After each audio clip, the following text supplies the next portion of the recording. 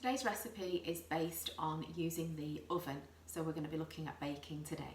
So you are going to be making some mini fruit cakes.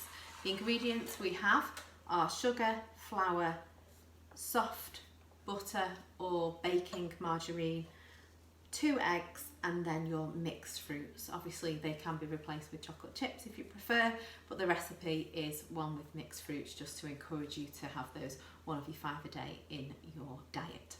So first thing I'm going to do is preheat the oven. I'm going to put that onto gas mark 4 or 180 degrees today. Just means you've got a slow rise rather than if you have a higher heat it will rise up, but it could be very dark on the outside but the mixture on the inside could still be raw. So we're going on a lower heat. Only takes about 15 minutes for it to actually bake today, so quite a quick recipe to do. But I'm going to explain to you a little bit around the processes, about the maths links that are with this recipe as well.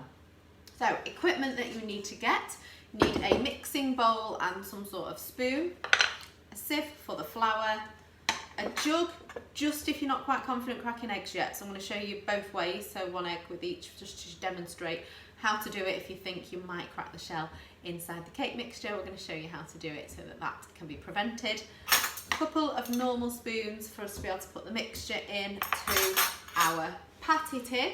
So this is what we call a patty tin, little cake tin, and obviously we've got the cake cases, these are the smaller ones. We have the muffin tin is deeper and the cases are larger than this. And then I've got a cooling rack, obviously not essential, but cooling rack's good just to get the air to go all the way around the cake when it comes out so it cools evenly.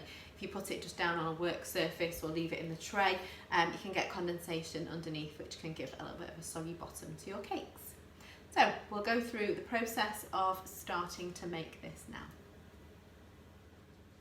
So as a first step, what I've done is I've now put my cake cases into the patty tin, so that's ready and prepared for when my cake mixture is done. So that's one side. So in my bowl, I'm going to be adding the ingredients. Now we are doing a 2-egg cake recipe, and what I was saying about maths before is cake making is all about ratios. So for every 1 egg, it is 50 grams of the other ingredients. So 50 grams of sugar, self-raising flour and butter or margarine. So we're doing 2 eggs, so it's 100 grams of everything. Now this is the same recipe if you wanted to make individual cakes or a big sponge cake like a Victoria sandwich. So for a Victoria sandwich with the normal size tins, you would do 3 or 4 eggs with 150 or 200. So you've got that ratio of 1 to 50 that you can be basing it on. So you don't need a recipe as such, you can just work up from that 1 egg and 50, moving up all of the time if you want to increase the amount that you are making. So use 2 ways of making cake mixtures. You can do an all-in-one method or you can do a creaming method. So the all-in-one method is, as it says, it's all-in-one in the bowl and then mixing it together, and you can use an electric whisk. The problem with that one is you might not get as good a rise because you're not trapping as much air as the creaming method.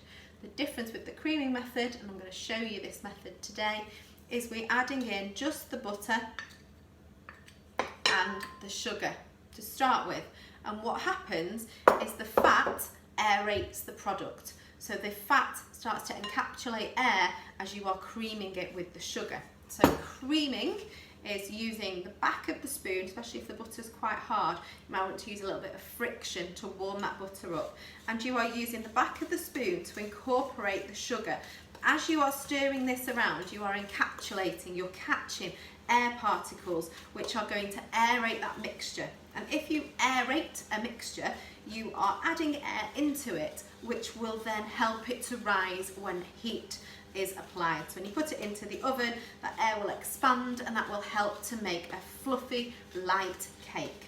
So once you've got all of the sugar incorporated into that butter or margarine, you can then move on to the next step. So this is the creaming method. What you're looking for is kind of a texture that looks a little bit like melted ice cream. If you ever had a bowl of ice cream and you soften it rather than just eating it straight away, it's got that kind of creamy texture to it. So that is my creamed butter and sugar. Next, I am going to add in the eggs. I'm going to set that to one side and I'm just going to show you how to do your eggs if you're not confident. So if you're really, really confident, you can very easily just crack it on the side, 2 thumbs, pull that shell apart and pour the egg in. Now, if you're not very confident, you tend to tap it very, very gently, and that's when it cracks more of the shell. It does need a really good quick tap to be able to break it quite evenly, and that's when you'd get shelling. Now obviously picking the shell out is quite difficult in the bowl with all of the other ingredients, so you can do it in a jug instead. And if you're really, really not sure, the end of a spoon or a normal knife, not a sharp knife, you can create that tap yourself.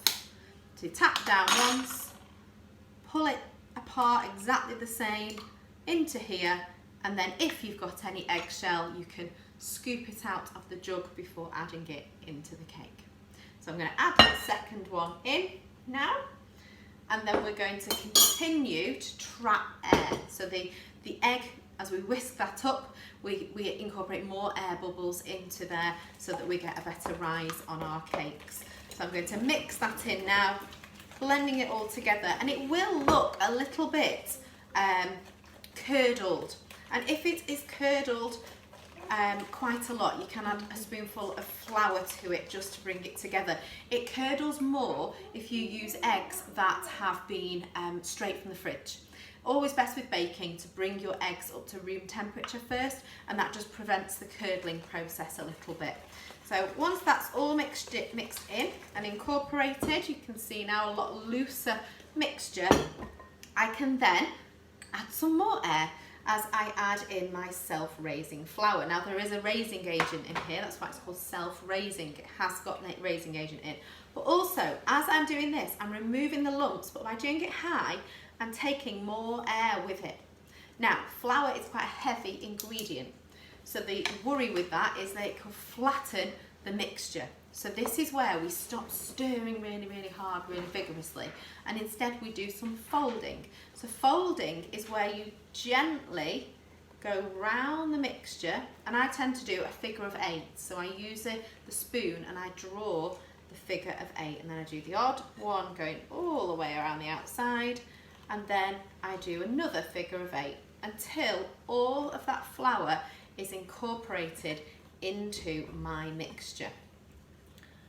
All the way around. Now, because there is liquid in here, so there is water in the butter and there's water in the eggs as well, we're also incorporating steam as a raising agent. So as that heats up in the oven, the liquid will get to 100 degrees and it will turn into steam. So that will also aerate our cake mixture. So once we've got it, so that all the flour, I'm just trying to get the last bit out of the side here.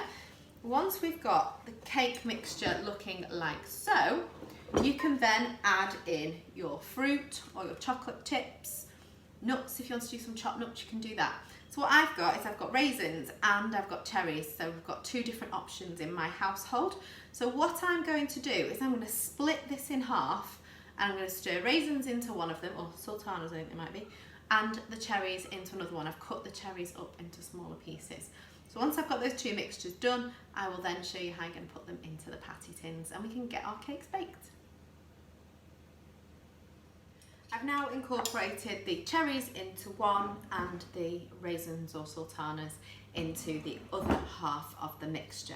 And what we then do is use 2 spoons, or you can use a spoon and your finger if that's what you want to do. Just obviously always making sure, I know we always like to eat the cake mixture. It has got raw egg in it, so just be aware of there is a risk there of food poisoning.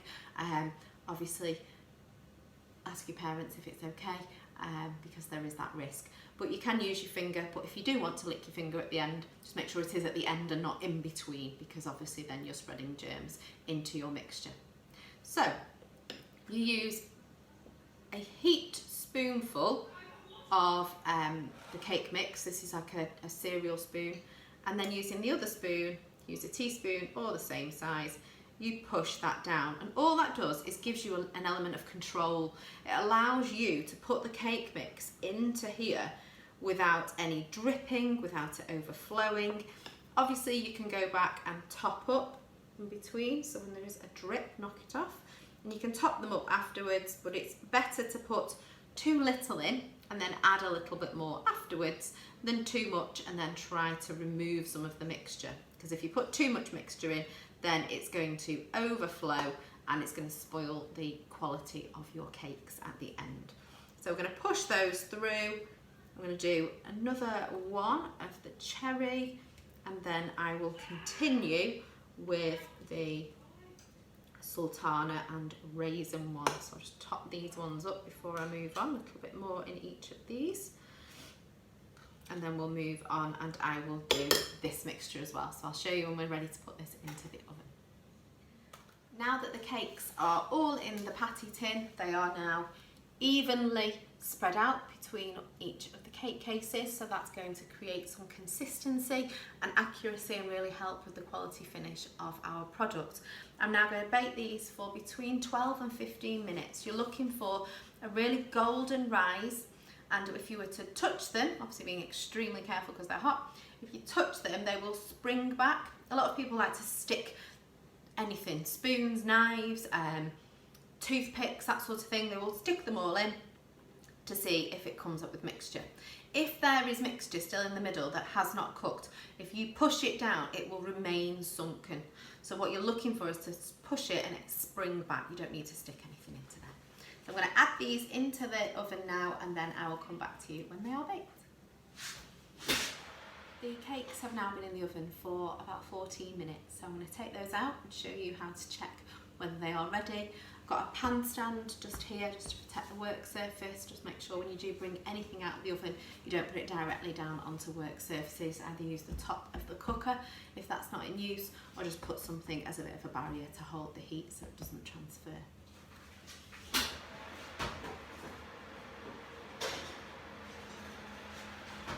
So, nice golden cakes there, you can see. And if I pop them down and just quickly touch the centres without touching the tin, as soon as I push it down, it springs back up. It's got a lovely golden colour. So what I'm going to do now is just very carefully transfer them. So obviously you can get the edges of the cupcake case, or with it being shallow, you can just slide it with a spoon and pop them onto a cooling rack for them to cool evenly. Once these are all done, I'll do a final photograph for you, but it'd be lovely if you shared your photos when you make your own cakes, and I hope this is a recipe that you enjoy.